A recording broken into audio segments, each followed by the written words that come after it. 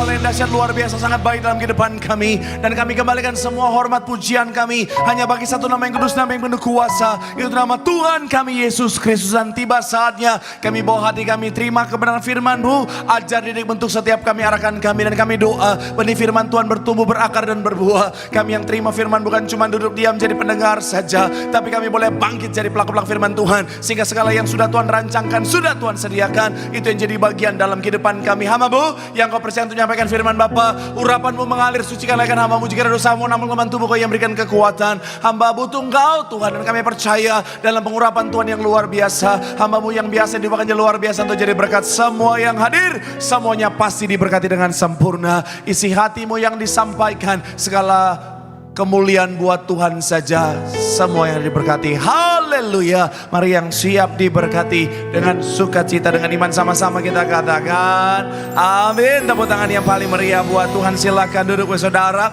Terima kasih buat setiap rekan-rekan yang sudah mulai dengan luar biasa. Dan dari tempat ini, dari mimbar ini, saya mau sampaikan salam damai sejahtera. Shalom. Sekali lagi shalom. Haleluya. Dalam Tuhan ada sukacita. Amin. Dan di mana ada sukacita pasti ada senyuman di wajahnya. Sama-sama boleh berikan senyuman, jumpai kanan kiri depan belakangmu. Katakan mari bersukacita dalam Tuhan.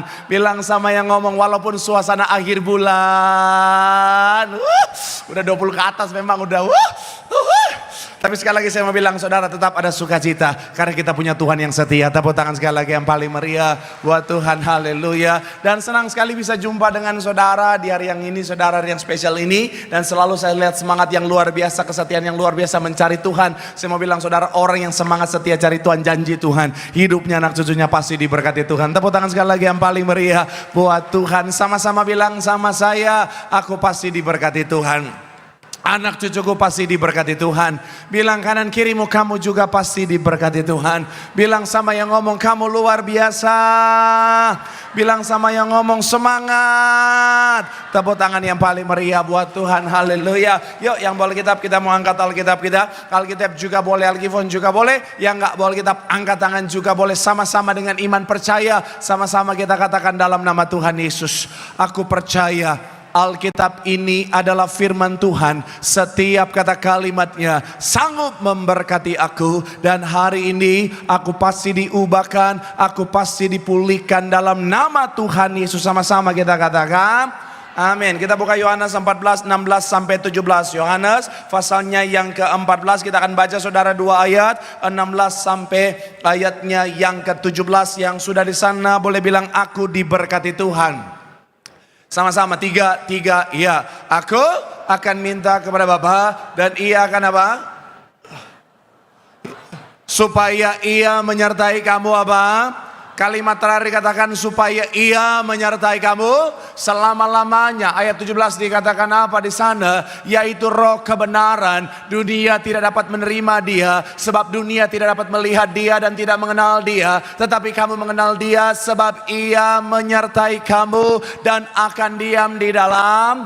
Kalimat terakhir sekali lagi, sebab ia menyertai kamu dan akan diam di dalam. Saya mau bilang saudara, dia Bapa yang baik, dan dalam kebaikannya, dalam kasihnya, dia adalah Tuhan yang setia menyertai setiap kita. Dia adalah Tuhan yang tidak pernah meninggalkan setiap kita. Katakan amin. Sama-sama bilang, sama saya penyertaan Tuhan. Sama-sama bilang, sama saya sempurna dalam hidup saya.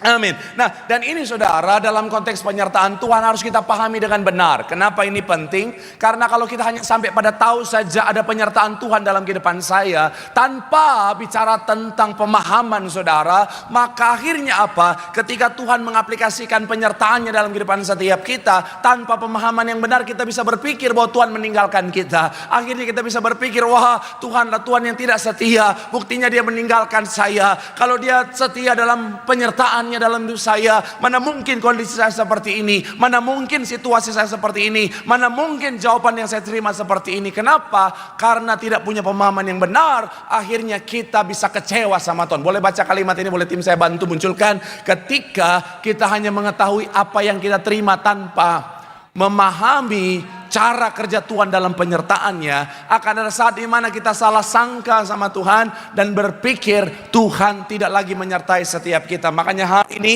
saya akan ajak saudara untuk sama-sama membahas satu tema, satu judul, yaitu bicara tentang pemahaman yang benar, paradigma yang benar tentang penyertaan Tuhan. Sama-sama bilang sama saya paradigma, sama-sama bilang sama saya pemahaman, sama-sama bilang sama saya penyertaan Tuhan. Amin. Doa saya melalui firman Tuhan hari ini, kita akan punya paradigma pemahaman yang benar tentang penyertaan Tuhan, supaya dalam sepanjang perjalanan kehidupan setiap kita menikmati penyertaan Tuhan yang sempurna. Tepuk tangan dulu yang paling meriah buat Tuhan. Haleluya, haleluya. Nah, ada 3 hal yang mau saya bagikan buat saudara tentang paradigma yang benar tentang penyertaan Tuhan. Yang pertama, saya mencatat di sini saudara, bahwa penyertaan Tuhan tidak membuat semuanya serba mudah. Sama-sama bilang sama saya penyertaan Tuhan. Sama-sama bilang sama saya tidak membuat semuanya serba mudah. Amin. Coba kita buka firman Tuhan 8, 15 sampai 16. Ulangan 8 ayat 15 sampai ayatnya yang ke-16. Yuk sama-sama, yang sudah di sana boleh bilang aku diberkati Tuhan. Sama-sama kita baca 3. Iya. Dan dengan ular-ular yang ganas serta kalajengkingnya dan tanahnya yang gersang dan yang tidak ada air, dia tahan sampai di situ. Kalau saudara perhatikan, ayat ini bicara tentang ketika Tuhan menyertai bangsa Israel, saudara. Tapi yang menarik begini, saudara, ketika Tuhan menyertai bangsa ini, ternyata dikatakan memimpin engkau melalui padang gurun yang besar dan dahsyat itu, dengan ular-ular yang ganas serta kalajengkingnya dan tanahnya yang gersang, yang tidak ada air. Saya mau bilang saudara, seringkali dalam pemahaman kita, kalau Tuhan menyertai semuanya akan gampang, kalau selama Tuhan menyertai semuanya akan mudah. Tapi pada kenyataannya dalam konteks ini saudara, Tuhan memang menyertai mereka, tapi kita lihat yang mereka jalani, yang mereka lalui bukan padang rumput yang hijau, tetapi padang gurun yang besar dan dahsyat. Harusnya kan kalau kita pikir secara pemikiran kita pada umumnya, kadang-kadang kita lihatlah, harusnya kan, oh Tuhan memimpin mereka melalui padang rumput yang hijau dengan BPK, babi hong yang imut-imut, dengan bukan kalajengking tetapi kepiting saus tiram, dengan bukan tanah yang gersang tetapi ada banyak es kelapa muda jeruk di sana. Dan ada juga badak campur es di sana. Haleluya. Pada kenyataannya enggak gitu saudara. Tapi mungkin saudara menatap saya dan berkata, Pak Pendeta, kok gitu Pak Pendeta? Kok jauh dari kenyamanan? Coba kita lihat selanjutnya ayat 16. Alasannya apa? 3. Iya. Dan yang di padang gurun memberi engkau yang tidak dikenal oleh nenek moyangmu, supaya direndahkannya hatimu dan dicobainya engkau hanya untuk berbuat baik kepadamu akhirnya. Saya mau bilang saudara, jadi ternyata penyertaan Tuhan itu luar biasa dalam kehidupan setiap kita. Tetapi dalam penyertaan Tuhan, Tuhan tidak membuat semuanya serba mudah. Kadang-kadang Tuhan bisa izinkan masa-masa sukar. Kadang-kadang Tuhan bisa izinkan sepertinya penderitaan. Tetapi ujung-ujung semuanya Tuhan izinkan untuk apa? Kebaikan. Tuhan mau membuat baik untuk setiap kita. Kenapa bisa begitu? Karena zona nyaman, tidak ada pertumbuhan. Di dalam zona yang serba mudah, saya mau bilang saudara, justru hanya membuat saudara dan saya terlena, dan gak ada pertumbuhan iman di sana, sehingga kita akan jadi anak-anak Tuhan yang lemah, anak-anak Tuhan yang gak pantas untuk terima berkat Tuhan yang besar. Shalom. Soundman efeknya boleh matiin aja nggak apa-apa, supaya saya nggak kerasa seperti Leodra di sini. Haleluya, haleluya. Efeknya matiin aja nggak apa-apa. Nanti pas nyanyi baru keluarin lagi. Haleluya. Tapi saya mau bilang saudara, iya, karena kenyamanan tidak ada pertumbuhan di sana. Saudara pernah dengar tentang kutuk generasi ketiga? Jadi ada satu penelitian saudara. Mereka akhirnya teliti saudara, ada kutuk generasi ketiga. Maksudnya apa? Yaitu ketika generasi ketiga semuanya itu biasanya hancur. Itu 90%. Enggak semua, 10% masih bagus. Tetapi 90% itu ngalamin kehancuran. Jadi ini studi dilakukan oleh Royal William dan juga Vic Fraser. Kemudian ini juga dilakukan yang sama oleh majalah Forbes, saudara. Tetapi jangka waktunya lebih panjang. Kalau Royal William dan Vic Fraser, saudara, 1980 sampai tahun 2000. Kalau Forbes, saudara, 1980 sampai 2014. 14 tahun lebih panjang, saudara. Tapi mereka mengkonfirmasi hasil yang serupa. Bahwa apa? Rata-rata keluarga dengan kekayaan yang mereka teliti, saudara, 3 juta ke atas, saudara. 3.200 keluarga yang teliti, jadi valid penelitiannya. Nah, dan akhirnya apa, saudara? Mereka menemukan generasi pertama itu biasanya sukses berhasil. Mereka bisa membangun dalam konteks kekayaan dan kesuksesan. Tetapi generasi kedua sudah mulai ngalamin yang namanya penurunan. Dan akhirnya berakhir bahkan hancur di generasi ketiga. Kenapa bisa begitu? Dari penelitiannya mereka menemukan generasi pertama karena mereka berjuang. Biasanya mereka berawal dari perjuangan, dari masa-masa sukar, dari masa-masa yang berat, masa-masa yang tidak mudah. Akhirnya mentalitas mereka mentalitas pejuang. Akhirnya mereka bisa bangkit dan membangun bisnis, membangun kekayaan, membangun kesuksesan. Nah, generasi yang kedua, mereka masih melihat generasi yang pertama berjuang. Mereka masih melihat generasi pertama itu, saudara, dalam perjalanan kehidupannya membangun semuanya. Akhirnya apa? Walaupun mereka nggak sepenuhnya mengalami, tetapi mereka bisa melihat dengan mata kepala sendiri contoh atau bicara tentang role model dengan yang luar biasa itu, saudara, dari generasi pertama. Akhirnya mereka biasanya cenderung bertahan. Tetapi parahnya, sayangnya generasi ketiga seringkali mereka hanya melihat kenyamanan generasi pertama dan kedua. Dan akhirnya apa, saudara? Biasanya generasi kedua sudah tidak mendidik anak-anaknya seperti proses perjalanan kehidupan generasi yang pertama. Dan saya mau bilang, saudara, ada fenomena generasi pertama yang tadinya berjuang dengan susah payah, mereka nggak mau generasi ketiga ngalamin kondisi yang sama. Akhirnya mereka juga memanjakan generasi ketiga, saudara. Akhirnya apa? Generasi ketiga banyak yang hancur. Tapi saya nggak usah jauh-jauh, saudara, ya. Saya pakai contoh keluarga saya. Keluarga saya dididik dengan cara yang keras. Papi saya yang ada keturunan Belandanya, mami saya yang kayak company, saudara. Jadi papi saya yang ada keturunan Belanda yang mendidik cara feodal mami saya, saudara. Iya betul. Oh Tuhan Yesus, memang dikit-dikit nggak ada tuh kayak anak zaman sekarang. No, nggak ada, no, nggak ada. Yes. Saudara tahu itu sapu lidi? Sapu lidi zaman sekarang tuh kurang gizi, saudara. Iya, ini orang-orang dulu pasti tahu. Sapu lidi zaman sekarang tuh kurang gizi, saudara. Kecil-kecil cuma buat kasur, saudara. Memang butuh MBG itu kalau sapu-sapu zaman sekarang. Iya, kalau yang zaman dulu, saudara, udah lidinya gede-gede banget, saudara. Terus dikumpulinnya yang gede. Saya dulu ingat banget kalau di Manado itu, saudara, itu bikin sapu lidi itu pakai kaleng sarden yang besar, bukan yang kecil-kecil. Yang besar ada tuh, ada. Saudara bisa cek, zaman dulu ada. Nah, itu dibikin jadi sapu lidi, buat sapu halaman rumah, saudara. Saya pernah nggak mau sekolah, mami saya hajar pakai itu, saudara. Memang diajar, sampai sisa pegangannya doang, sapunya habis, saudara. Betul, itu memang baret-baret. Anak mau sekolah udah kayak habis dibegal maling, saudara. Oh Tuhan jalan, oh Tuhan. Tapi harus tetap sekolah, saudara. Nah, oke. Nah, kira-kira seperti itulah masa kecil saya. Mami saya lagi datang dan karena ada saudara yang nikah. Di rumah saya, belum lama anak saya nakal. Dan anak saya gigit mbaknya. Iya, dia gigit mbaknya, saya bilang, Johanna salah. Johanna harus dihukum. Johanna berdiri di tangga, dihukum. Saya keras sama dia. Johanna salah, harus berdiri di tangga. 1 menit berdiri di tangga. Dia berdiri di tangga. Tiba-tiba mami saya bilang begini, Mami nggak tega. Jangan terlalu keras sama anak.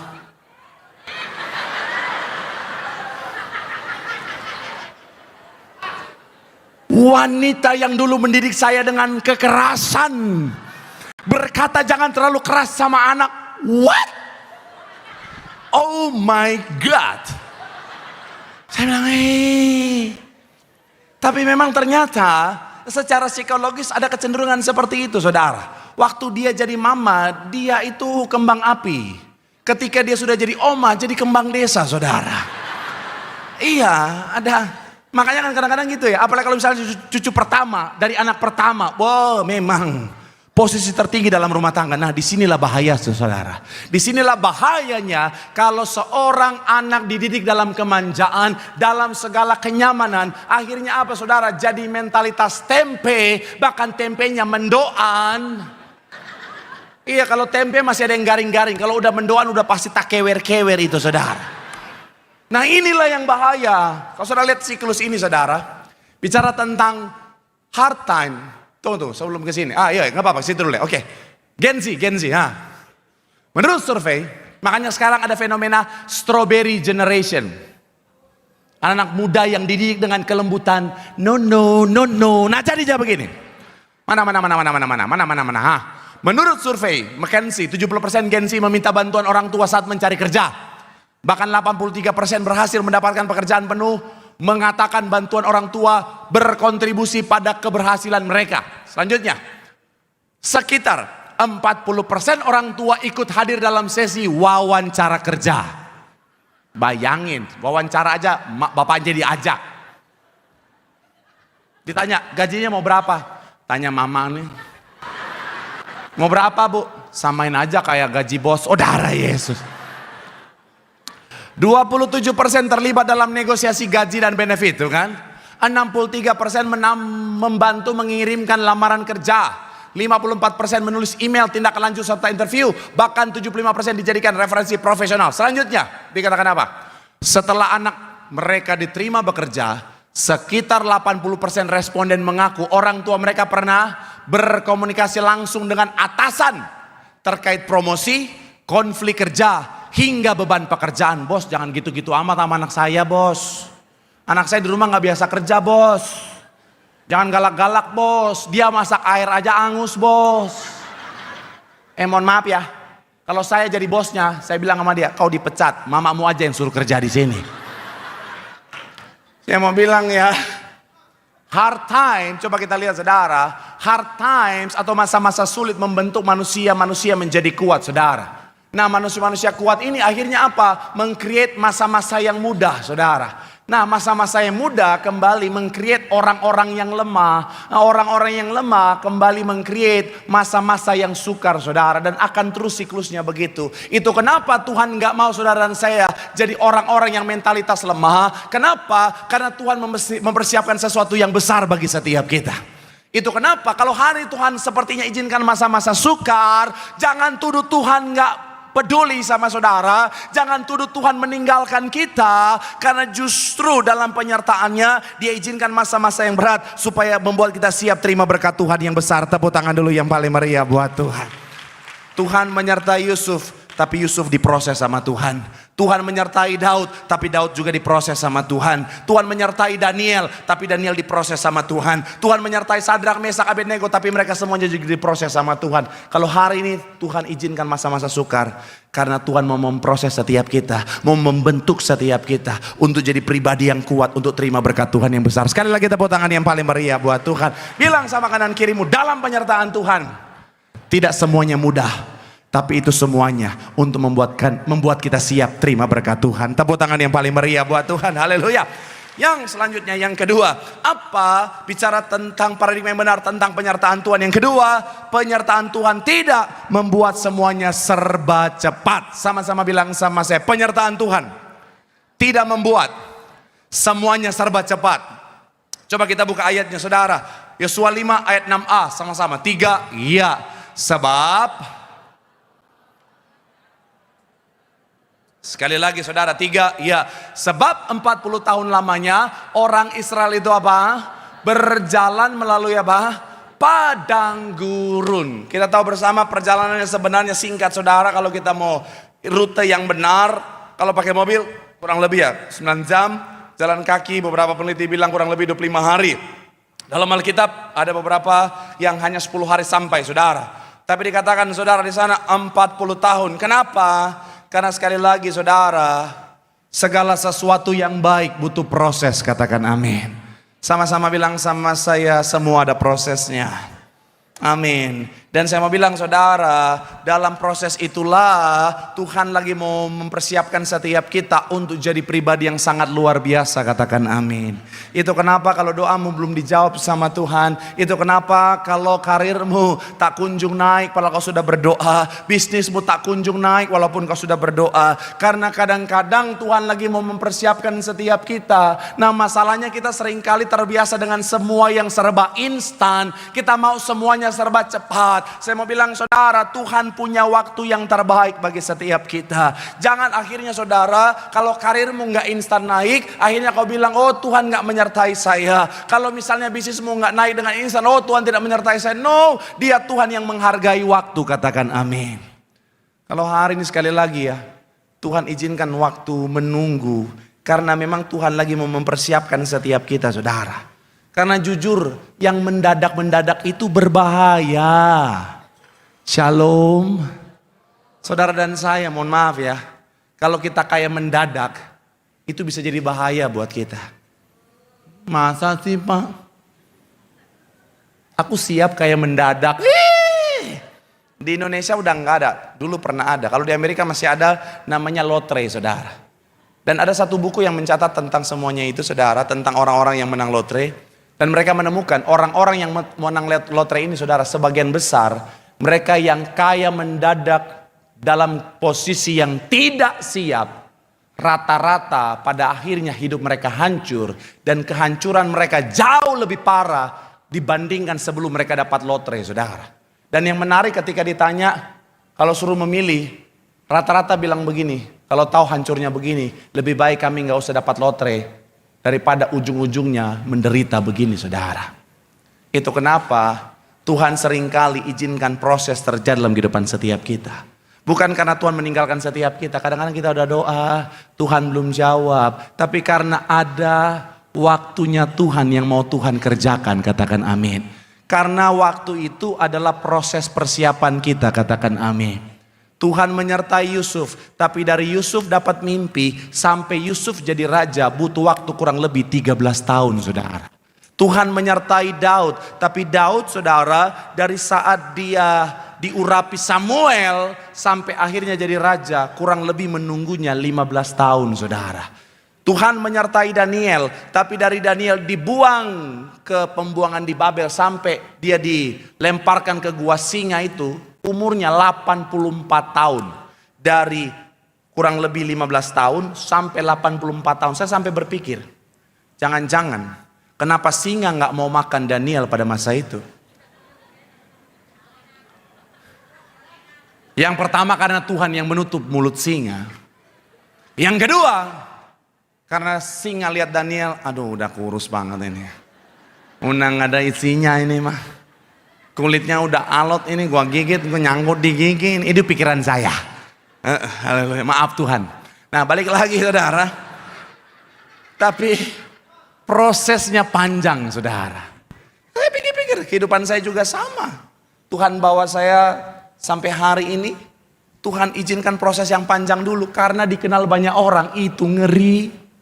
Netizen zaman sekarang ngeri. Salah ngomong dikit ngeri, salah posting dikit ngeri. Apalagi kalau saudara main threads, oh Tuhan, banyak orang stres di sana. Sebenarnya bukan threads, stress. Tapi balik lagi saudara, karena proses yang sudah Tuhan izinkan, makanya saya boleh tetap kuat sampai hari ini. Saya suka filosofi namanya Chinese bamboo. Jadi Chinese bambu ini saudara kalau ditanam 5 tahun pertama sepertinya nggak ada apa-apa.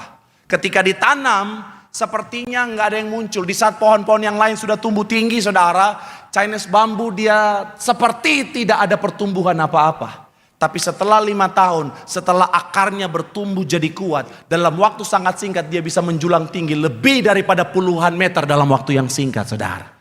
Saya mau bilang Tuhan lagi mau mempersiapkan setiap kita untuk menjulang tinggi dengan luar biasa. Tetapi ada proses, ada waktu yang Tuhan mau kita jalani dulu. Bukan karena Tuhan gak menyertai kita, tapi karena Tuhan lagi mau mempersiapkan setiap kita. Kalau sudah waktunya, kita akan diangkat naik dan diberkati luar biasa. Tepuk tangan sekali lagi yang paling meriah buat Tuhan. Bilang sama kanan kirimu, dalam penyertaan Tuhan ada waktunya Tuhan. Tepuk tangan yang paling meriah buat Tuhan. Haleluya. Yang terakhir, sambil seorang imam musik pujian saudara, apa paradigma yang benar tentang penyertaan Tuhan yang harus kita pahami dalam kehidupan kita? Penyertaan Tuhan tidak membuat semuanya seperti yang kita inginkan. Kenapa? Karena semuanya sesuai dengan apa yang Tuhan rancangkan. Sama-sama bilang sama saya, penyertaan Tuhan tidak membuat semuanya seperti yang kita inginkan, tapi sesuai dengan apa yang Tuhan rancangkan. Haleluya. Kita lihat Keluaran 13, 21 sampai 22. Sama-sama kita baca. 3, iya. Tuhan pada siang hari untuk apa? Pada waktu malam untuk menerangi. Sekali lagi saudara, sekali lagi sama-sama kita baca saudara. Tuhan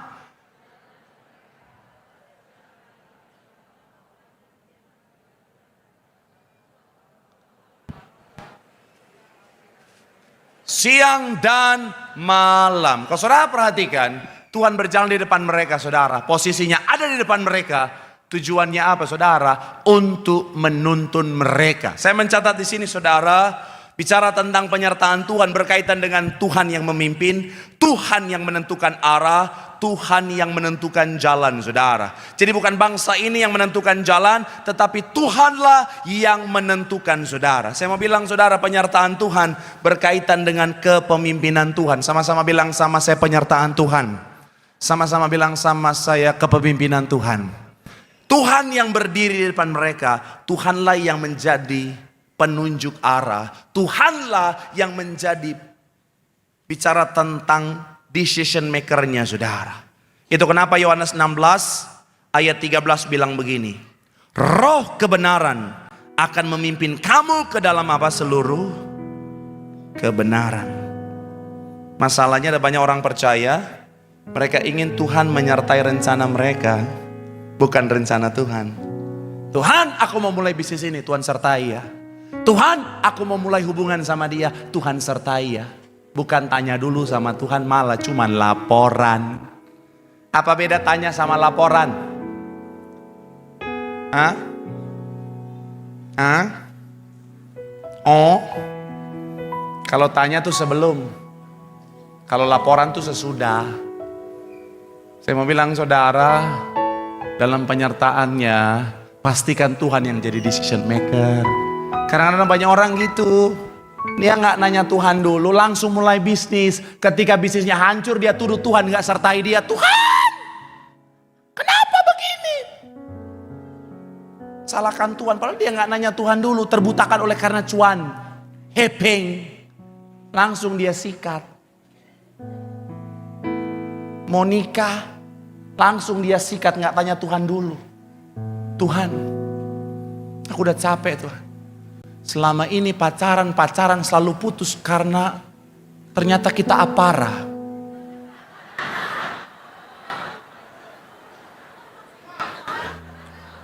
Ada kan banyak gitu kan? Udah cinta, udah sayang, udah manggil yayang bebek. Pas kenalin sama orang tua, wih, marganya itu panggil sintua. Kau sama dia itu tulang. Oh sudah, langsung nyanyi Saima itu. Nggak usah lanjut, rohana itu. Akhirnya main sikat-sikat aja. Setelah ternyata dia adalah lelaki yang jahat. Tuhan, kenapa Tuhan tidak menyertai aku? Kau yang nggak tanya Tuhan dulu. Kalau Tuhan menyertai, pastikan Tuhan yang jadi decision maker, berjalan di depan saudara. Sama seperti gembala dan domba-dombanya. Ada saat di mana memang gembala berjalan di belakang ketika melewati masa-masa yang sukar, melewati daerah-daerah yang rawan untuk menjamin semuanya tidak ada yang tertinggal. Tapi seringkali gembala itu ada di depan dengan tongkat. Yang mana tim saya boleh bantu? Misalnya ini tongkat nih. Sama kan? Coba lihat. Ini tongkat, ayo. Saya gembala, mereka domba saya.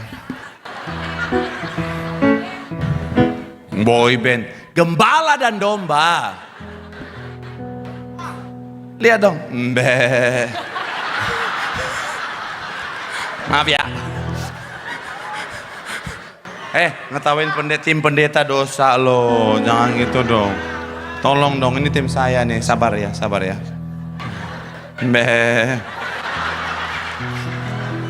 Nah. Jadi gembala berjalan di depan, domba-domba di belakang. Udah siap belum? Udah siap belum? Jalan-jalan dengan sepatu rodaku. Jalan-jalan dengan domba-dombaku. Yang gak ketawa bingung.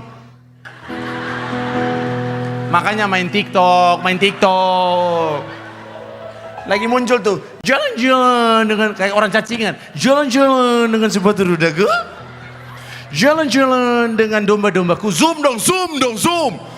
Malah nggak terlambat. Jalan.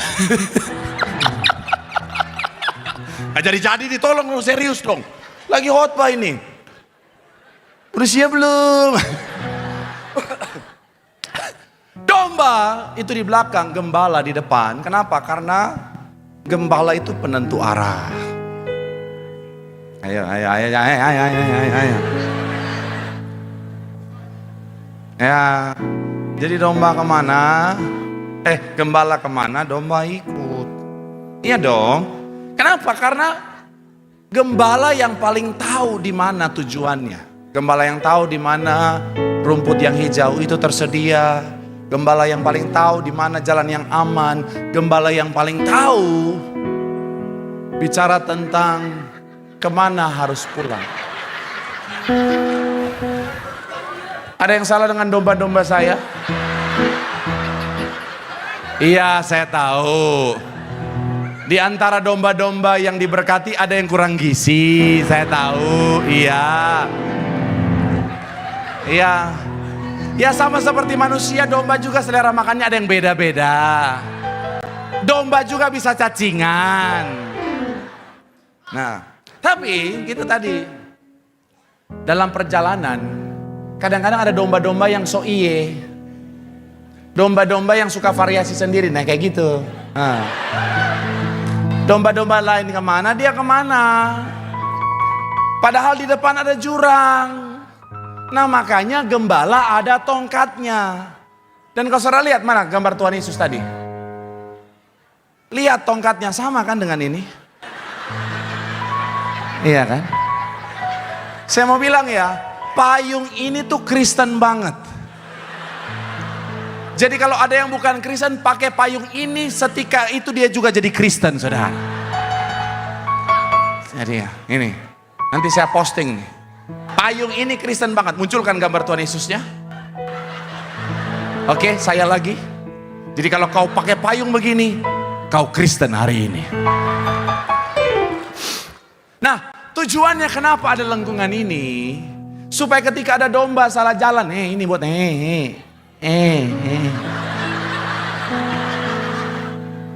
Saya mau di leher nggak enak, ini di mana? Lagi. Jadi nggak apa-apa, contoh aja. Gini, gitu. Kembalilah. Jadi tujuannya itu, kenapa? Supaya si domba-dombanya tetap pada rancangan yang sudah disediakan buat mereka.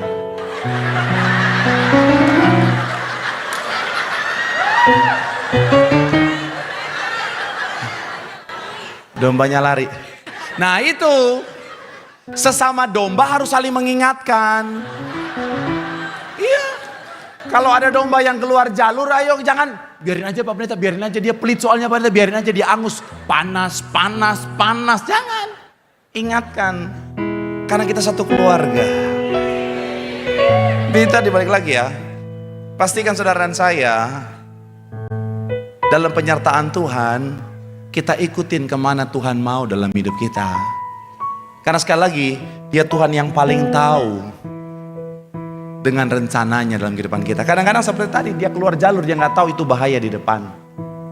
Tapi kalau kita mau taat, kalau kita mau ikut Tuhan sepanjang perjalanan kehidupan setiap kita akan melihat penyertaan yang sempurna membawa kita pada rancangannya yang indah. Tepuk tangan yang paling meriah buat Tuhan. Bilang sama kanan kirimu, penyertaannya yang sempurna akan membawa setiap kita pada rencananya yang indah. Tepuk tangan yang paling meriah, yang diberkati, boleh lambaikan tanganmu, sorak-sorai bagi Allah yang luar biasa. Haleluya. Dengan firman Tuhan ingatkan setiap kita bahwa penyertaan Tuhan selalu ada sempurna bagi setiap kita.